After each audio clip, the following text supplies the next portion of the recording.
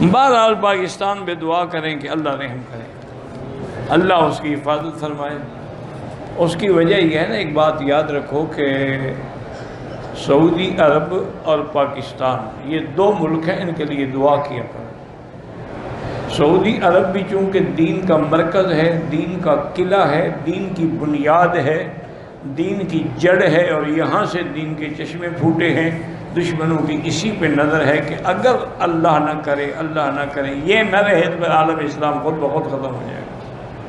اور پاکستان کا جرم یہ ہے کہ وہ اتنی اچھی ماشاءاللہ ایٹمی طاقت بن چکا ہے کہ دشمنوں کی آنکھوں میں کھٹکتا ہے۔